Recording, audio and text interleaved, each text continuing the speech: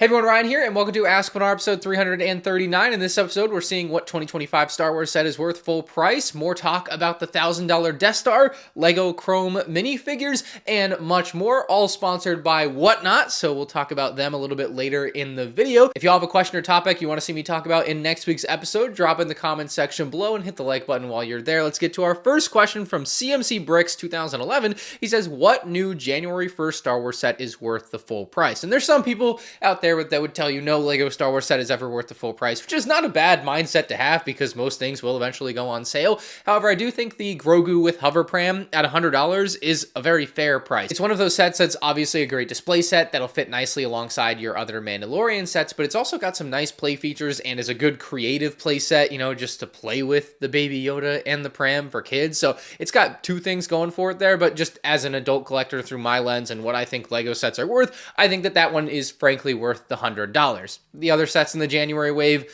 maybe not as worth it. Addy here has a pretty tough one for me, and it reads, what is the crown jewel of your LEGO collection? For me being a relatively new collector, it is either the ATTE or the UCS Burrow from Harry Potter. Love the vids. Keep it up. And yeah, two great builds there in the ATTE and UCS Burrow, and I have been very fortunate in recent years to be able to collect a lot of things that are outside of the realm of normal sets like that, and so when it comes to picking a crown jewel, it's tough. So if you haven't seen, by the way, I started a YouTube short series covering my 50 rarest items in LEGO Star Wars. And this is not necessarily a list of like my favorite rare items. It's as close to like an objective like rarest list that I could come up with. So check that out if you haven't, because the item I'm about to talk about is going to be on that list much later in the year. But the way I kind of thought about this was, what item would I be most upset about? Because your crown jewel isn't necessarily the most expensive. It isn't necessarily the rarest or the biggest item. I would say that crown jewel kind of describes something you care most about. And I think out of everything in my collection,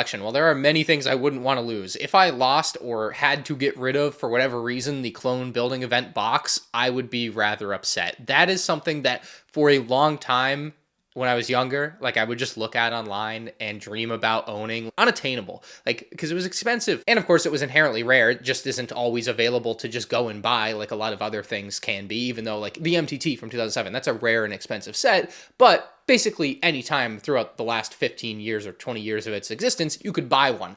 This item isn't quite like that. I couldn't believe that I was able to own it the day I got it, man. I was over the moon. You've probably seen the video. It's got well over 1 million views. I think that video has, yeah, it's definitely paid for the box. But I paid $1,900 for it. It came with all the clone troopers. So like, even if you wanted to buy those clone troopers today, you still couldn't get them that cheap probably in the condition that they're in, and to get the box with it. I think the only available box online right now is $7,500. So like, yeah, obviously no one's probably going to pay $7,500 for just the box, but you know, it's still rather expensive. So I would say that even though that is not the rarest or the most expensive or maybe even the coolest item in my collection, it is definitely my crown jewel. I just have a connection to it. User says, do you have a discount code for Atlanta BrickCon? So I'm going back to Atlanta BrickCon. I think this is my 3rd or 4th year in a row. It's been a great convention, and we do have a discount code. It's code MandR, $2 off. I'll put the link for Atlanta BrickCon in the comments section below, and I'm super hyped. It's definitely a great event. I think it's getting even bigger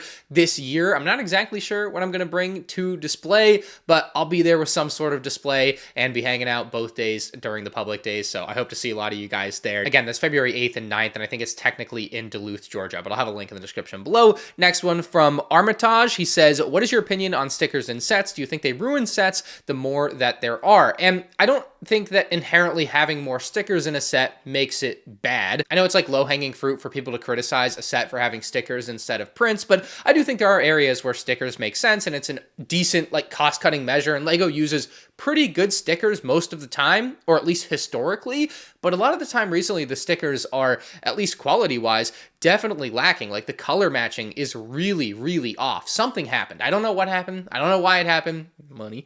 But, you know, something happened where the stickers have just gotten worse in the last few years, and that is where I see a problem with stickers. I don't see the number of stickers or the fact that they exist as an inherently horrible, huge problem myself. Like, I get it if you do. I also, like, can easily point out that sets in the early years of LEGO Star Wars were basically all printed. So why is it not being all printed now that LEGO is making more money than ever on all of this stuff? I just think there's bigger fish to fry sometimes, and my priorities can lie elsewhere. But there are certain sets where the stickers are unacceptable, but it's very much a case-by-case basis. I think a lot of people just look at stickers as this blanket bad, and I just don't see it that way. I think it very much matters how the colors match, and maybe that if they're transparent stickers on the canopy of a ARC 170, whether or not you end up with bubbles in it and it looks horrible because of that. And obviously the white not matching looks terrible, and how they're advertised is important on the box. You know, there's a lot of variables there. So yeah, I don't see them as a blanket bad, but they are definitely getting worse. A Folly says, with the UCS Jango Slave 1 being $300 for the May release, do you think this marks a shift in the Star Wars UCS releases for future years, especially with the rumored $200 ATST for the August wave? So if you haven't heard, over the past couple of months, there's kind of been some back and forth rumors about the Jango Fett Slave 1, basically whether it will be $240 with closer to 2,000 pieces, or $300 with just about 3,000 pieces. And the answer seems to be that it will be $300 with much closer to 3,000 pieces. So it's got about 1,000 pieces more than the last UCS Slave 1. Now, before I really answer your question, I want to answer the question that everyone's going to ask anyway. Is the new Jango Slave 1 going to be bigger because it has 1,000 more pieces? And I would argue that it won't be. It's been 10 years since the Boba Slave 1 in 2015, and I just feel like they're just going to use smaller pieces for certain areas on the set to maybe get some of the shaping and detail better. I mean, you certainly hope that it's going to be better. Maybe the interior will be a little bit more fleshed out. I still don't think you're going to have all that much space on the inside of something like this, but hey, maybe it's completely reworked, and it's kind of like the Razor Crest where you can pull the side away and get into the inside of the it. And maybe they've worked it out a little bit better. Who knows?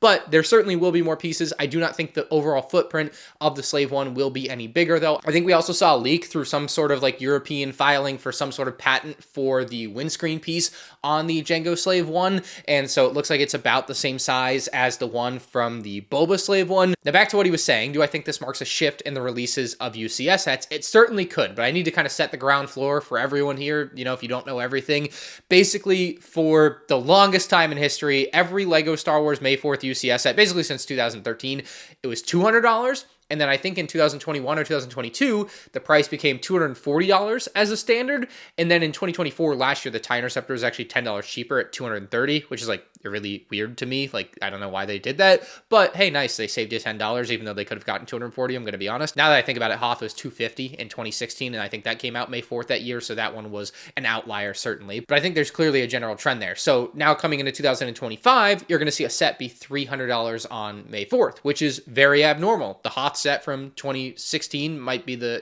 best example of something happening like that. But of course, after that, they rattled off 6 years or 7 years in a row of $200 even sets. And so I don't necessarily know if the price point is as fixed as it once was. Obviously, with inflation, the price of things will continue to go up. So given enough time, that $240 tag that I thought would stay a little bit longer will eventually jump up too. But I just think that maybe they're seeing it as beneficial to have a little bit more variance allowed in this May 4th range, because, locking yourself into one price point year in and year out does limit what you can do. So I do like that they're allowing themselves to get outside of that comfort zone in a way. Whether or not $300 becomes a new floor every year, I don't think so, but we certainly couldn't know that until you get a couple or a few years in a row where that is kind of the case, and you can then expect that. But, my guess is as good as yours on that going forward. I don't think so, though. Now, I think you might be more interested in kind of whether I think there's going to be 3 UCS sets every year, because that $200 UCS ATST and the August wave is very interesting. And assuming they give it the UCS name, right, it could just be an 18 plus set like the Chewbacca. That's also $200. That's just available at normal stores. To me, an ATST at that price with the bells and whistles of a UCS set is as good as a UCS set, but it might not be named that, which would be kind of interesting, because like, why not name it that if it basically is that? But I think the fact that it's at the same exact price point as Chewbacca just gives me pause as to whether or not they will actually call it UCS. Now, I don't know if there will be 3 UCS sets going forward. I don't think anyone here knows, unless LEGO Star Wars designers out there watching. But I will say that I think there clearly is a market for UCS, or in this case with the ATST, potentially UCS style but not labeled sets at a price point under $240. Obviously, that's the case with things like MIDI scale, but MIDI scale kind of caps out at 80 bucks. And they've ended up with a very large middle ground at the prices between $90 and $220 basically, that they can't make something at UCS level, or they won't or haven't, other than like the buildable characters. We have had 3 UCS sets in a year before. Back in 2021, the gunship came out in the August wave. I think we had the R2-D2 earlier in the year, and of course later in the year we ended up with the great UCS AT-AT. I would lean towards thinking it will, just because I look at it and see so many opportunities for sets that shouldn't maybe be $250, shouldn't be $400, but they also can't really be done as MIDI scale sets. And so maybe this is that solution, but we will have to wait and see. It's one of those things that I think over the next few years will be very interesting to follow along and see if a pattern arises or not, because the AT-ST could obviously just be a one-off, and the Jango at $300 could be a one-off, and then we go back to the normal next year with the $240 set. No big UCS set in the August wave. Now, this video is sponsored by Whatnot, so I want to tell you a little bit about them and my very exciting LEGO stream and giveaway happening on International LEGO Day on January 28th. If you haven't heard of Whatnot, it is the best live auction app where you can buy and sell just about anything in a very unique way, ranging from things like coins to Pokemon cards and, of course, LEGO. Now, I mentioned I'm going to be streaming on Tuesday, January 28th at 3 p.m. Eastern for International LEGO Day, and frankly, a lot of other sellers are going to be as well. But for my stream, we're going to be auctioning off tons of minifigures, all starting at $1 each as always. And for giveaways, we've got a little something extra special cooking. We've got this incredible lineup of $500 worth of LEGO Star Wars sets and minifigs to give away throughout the stream. And since it's International LEGO Day, Whatnot thought we should do something extra special and double it depending on how many orders we get. So if we hit certain order thresholds throughout the stream, we'll give away an extra copy of each set at the end of the stream. So for example, let's say we get 150 orders, the Acclimator doubles, and we give away 2 Acclimators instead of 1. And that's just going to be something extra cool and extra special about this International LEGO Day stream. Now, if you haven't joined Whatnot yet, use my link in the description below. You'll get a $15 credit to use on your first purchase, and you can use it to buy a cool LEGO Star Wars item, or you could buy anything else on the platform. Make sure you guys are there Tuesday, January 28th, starting at 3 p.m. Eastern for an afternoon full of LEGO fun. Brandon wants to know, what are the top 3 side builds from battle packs all time? So I pulled up a list of all the battle packs, and I'll tell you, it is much easier to pick out the ones that it is not than the ones that it is, because it certainly isn't the gunship micro build from the 2018 battle pack. It's also definitely not the platform from the Praetorian Guard battle pack. That one's a little ridiculous. It's cool, but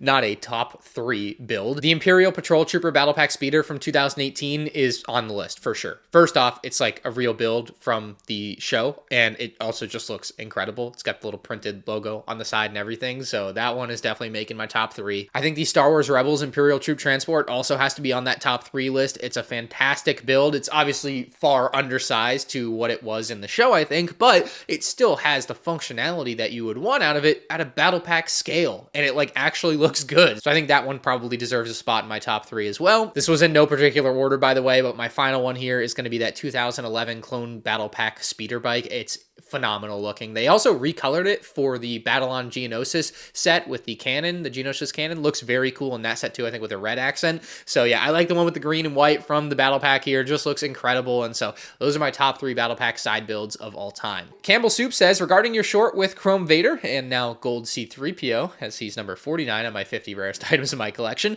says, did you get one back in the day in a set, or did you have to buy it secondhand? Yeah, I never found any of the, find 1 in 10,000 in a random sealed box figures in a sealed box. I have not been that fortunate, unfortunately. I've always hoped that as I'm unboxing some of these old sets for videos and reviews that I will stumble upon a sealed Gold C-3PO inside of an MTT box, or the General Grievous Starfighter box that I just opened, or I would find a Chrome Vader. I just haven't had that luck yet. I think that's one of the reasons that I started filming all of my unboxings, is because I started doing it for those sets, and I was like, man, I may as well film all the unboxings for every review. It's kind of, a nice thing anyway. But yeah, I've just had to buy them on sites like Whatnot, of course, which is unfortunate, because like the joy of like finding one would be insane, I imagine. But yeah, I've yet to have that feeling. Jada and Coke says, I've heard you talking about printed tiles to replace Lego stickers. Can you say where you get these? And being that I'm in the UK, do they ship internationally? So I actually sell some on my website. That might have been what I was talking about on MandRshop.com. I'll put a link in the description as well. We also sell them on our Whatnot store as well. So if you're on Whatnot and you're buying something anyway, they're there too. But right now, off the top of my head, we have printed tiles for the Venator. We also have one for the Stap from the Battle Pack, although that one didn't didn't have a design on it. It definitely should have had something there anyway. And we recently released a Dual Peridia printed pack. Now, we didn't do the prints for the back wall because it would have just made the whole set more expensive. And I also think that the back wall stickers don't look bad because it's black on black and their black matches their black, and it's just not a problem to me. But when it comes to the floor for the Dual Peridia, the gray is horrendous. So as soon as that set came out, I don't think I originally really intended to do it, but I've finally gotten around to getting the product made. And so yeah, that's now available on MandRshop.com, and I think it really just upgrades the whole look of the set. So if you're looking to do that, we finally did that. And then the other one we've done so far is the Coruscant Guard gunship. Now, I don't think the stickers on that set look anywhere near as horrendous as the ones on the Venator and the Dual Peridia. Like those, when I was talking about earlier, like sets I don't like the stickers in, those are sets I don't like the stickers in. The Coruscant Guard gunship, I'm pretty indifferent on the stickers for, but it's still an upgrade that we provide if it's something you're interested in. So yeah, we do ship to the UK, we ship internationally. If you're interested in them, I appreciate it. Next from Joakim, hopefully I said that right, says, "Hi Ryan, if you had a kid, would you let him or her play with your sets, or would you get separate ones? Thanks." Now, if this was me 5 or 10 years ago, I think the answer would simply be, yeah, go ahead and play with it. I don't care. Like, I used to display my Lego sets just freely on the shelves in the open air, let them get all dusty, and I would stack them on top of each other. It was not a pretty display like this is. I cared about my collection. I tried to take care of it, but, you know, there were limits to what someone could reasonably do with the amount of time in a day, so you just kind of let it go at a point, and that's why I've done what I've done now, where, you know, I don't have to specially dust and clean and take care of everything all day, every day. Now, because of that, I, of course, would probably prefer, if I had a kid, or if, like, a kid was visiting my house, I guess, for some reason, that they do not play with the Lego sets that are my pristine ones. I would certainly have a separate collection of things for that. That would not fly nowadays, probably. Next up from Bearded Brickhead says, "With the threatened increases in tariffs on Denmark, if it comes to pass, do you think we could experience some more outrageous prices on sets? Thanks, and I really enjoy your videos." So I'm not an expert on the subject at all,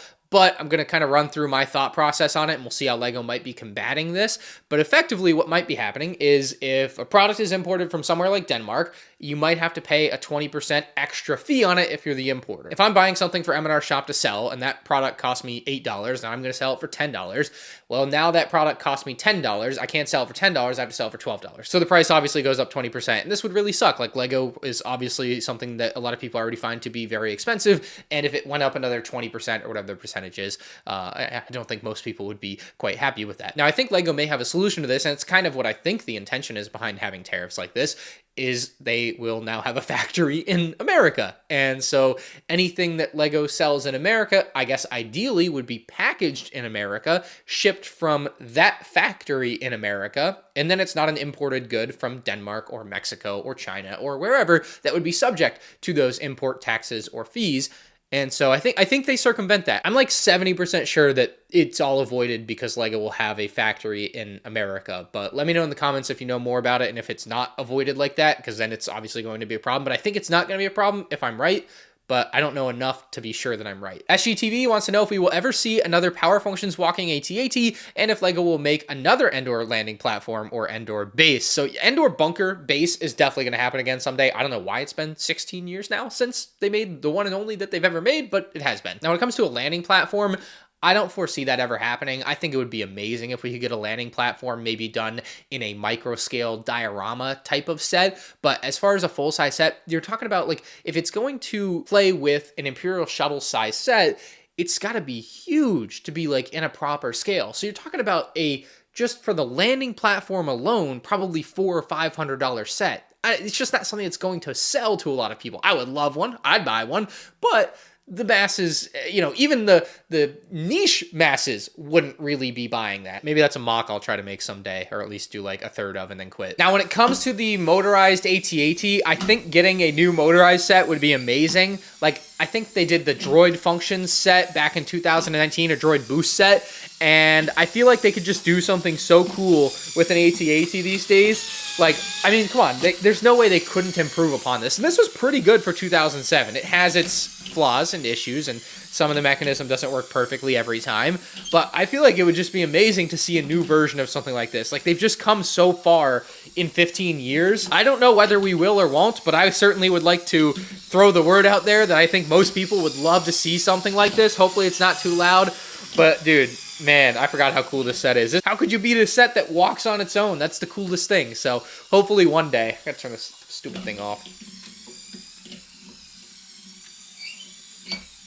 Now, I gotta say this, I kind of can't believe that it's been about a month since the $1,000 Death Star rumor came out, and I feel like it's been talked to death, and yet I still see people coming up with new ideas and new takes on this set that I, first off, wholeheartedly disagree with, but I just can't believe people keep having takes. I kind of want to make a video about all of the ideas people have about this Death Star, good and bad. So I think I might leave a pinned comment in the comments that I want people to reply to with exactly that. Like whatever your best and worst takes about what you think the $1,000 Death Star will be, and we'll kind of go through it at some point. It'd be its own video, not an Ask MandR, but what inspired me to do that potentially here is GF Studios saying, what if it's an MandR Death Star? What kind of Death Star would take the $1,000 spot? And it's like, well, it's not going to be an MandR Death Star. It's going to be the Death Star. Like, I don't think there's any other way to look at it. Maybe they'll reference MandR in the instruction manual and there'll be a picture from that movie in there. I think some people are kind of overthinking this because it's at this price point that's so high. But I think because it's at the price point that's so high, the answer is the simplest answer. It's going to be a combination of the playset and display Death Stars. And, that's why comments like Mr. Eerie Chine here, he says, I don't think the Death Star will have anywhere near 25 minifigs. It's not a playset. Comments like that are confusing to me because the Death Star, how do you know the Death Star is not a playset? Well, I guess he's probably just guessing like I am, right? But I feel like it's fairly obvious that if LEGO is making a $1,000 Death Star, it's going to be a combination playset and display set because that, first off, kind of appeals most broadly to the most amount of people. And a $1,000 Star Wars set, I mean, it would kind of sell anyway, but they know minifigs sell. And having, 7, 8, 9 exclusive minifigs in that set is gonna move numbers. You best believe. They know the value of exclusive. I forgot that guy fell down. They know the value of exclusive minifigs. I know we had the whole Captain Rex fiasco and people like to pretend that LEGO doesn't and that they want to make every figure available to everyone for $12. And that's just not the case. They will take advantage of people here again with a $1,000 set. There will be exclusive figures in this set that don't come out in another set again ever. That's what I see this Death Star being. It's going to be 25, 30 minifigs. Just like the last playsets, except this time it's going to have a full-on exterior and hopefully a little bit more. I don't know what a little bit more means to you or me, but just more to make it worth $1,000. Maybe that means a little bit bigger. Maybe that means it's got a stand alongside it so you can display it in the air, but I feel like that would be a difficult thing to achieve given just the stability needed for that, and you probably want to stay away from that, and that's why the playset ones would have been placed just solely on the ground with a large base. But anyway, if you have any hot or cold takes, hit me with them, replying to the pinned comment in the comment section below. And finally from Batman, the most important question of the day, he says, are you balding? Thanks for asking. I mean, this is a very important question a lot of people want to know the answer to. No, I don't think so. Pretty sure I'm not, luckily. I have from time to time thought about it and I'm like, I need to check an old video and make sure. And I'll look at like an 8-year-old video and I'm like, yeah, it looks the same. So I think I have avoided that. Every time I get my hair cut, they're like, man, your hair is so thick. It's the thickest hair I've ever seen. I don't think so, but I think my haters out there would be the first to let me know if I was. If you guys enjoyed, hit the like button. If you're new to the channel, make sure you subscribe. And if you have a question or topic for next week's episode, leave it in the comment section below. I read through them all every week, and I might pick yours. We'll see you then.